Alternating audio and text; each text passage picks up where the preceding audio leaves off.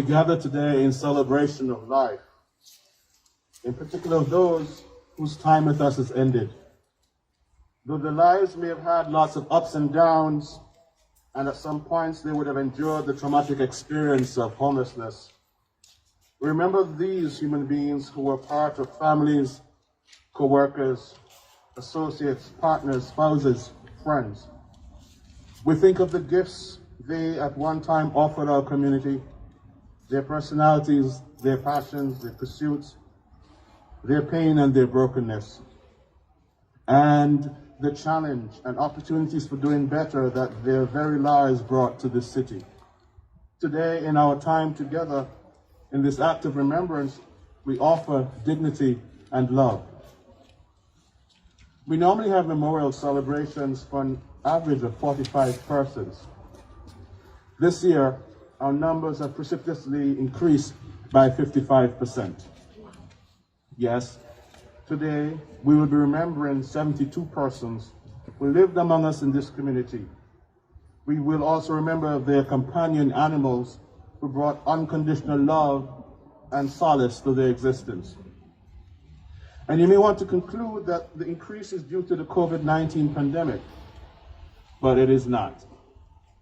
CHUM has been doing a great job in protecting our guests and the community at large from catastrophic outbreak.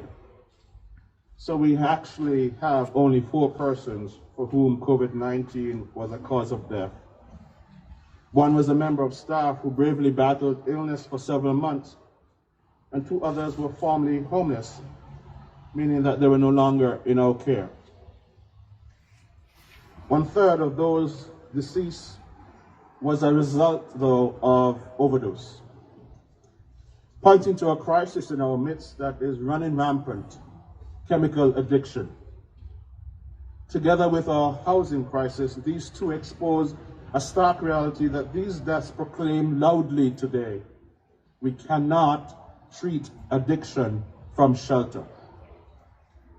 There is dire need in Duluth for ample residential recovery service.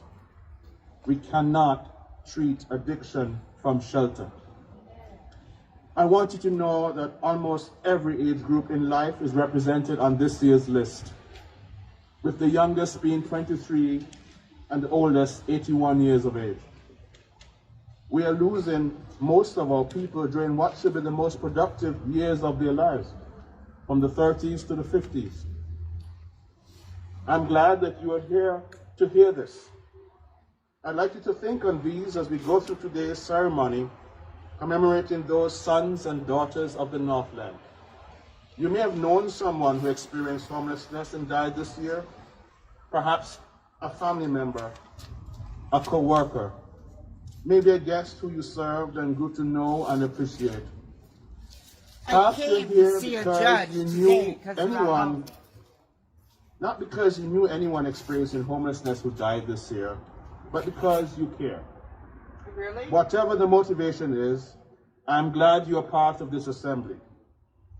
Here on the steps of this hall, in the city of Duluth, in the presence of our God of all creation, Mother Earth and Father Sky, we acknowledge those ancestral spirits present today. We welcome us all as we engage in this time of honor, dignity, and remembrance.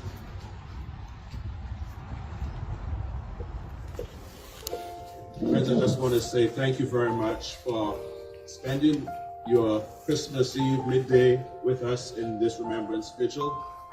We want to thank all those who worked so hard to get this act of remembrance together, the families who worked behind the scenes, and all the technical persons who were here today early to set up to allow us to have this wonderful service. You have said and you have prayed, committing yourself to remember these persons. You carry the names of these individuals with you. And as you leave here, I want you not only to carry their names, but to carry their cause. And to remember that we have over 1,321 households here in Duluth who are without homes. And we are going to have to advocate. We will be calling on you to lend your voice and lend your actions in solidarity with these persons who have passed and with those who are yet alive. We do not want to have to come here every Christmas Eve to have an act of remembrance.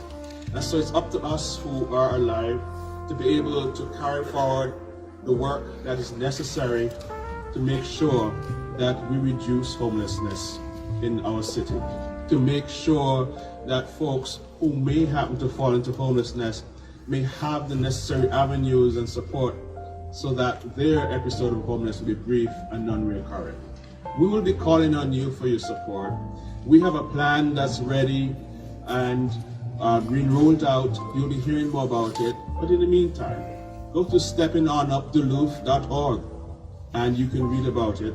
And you will see the plans that we have in place for the next 5 years that will bring about increased housing for persons who are experiencing homelessness, from those who are camped outside, to those in need of treatment and recovery, to those who are on their way towards re-entering and re-engaging in society.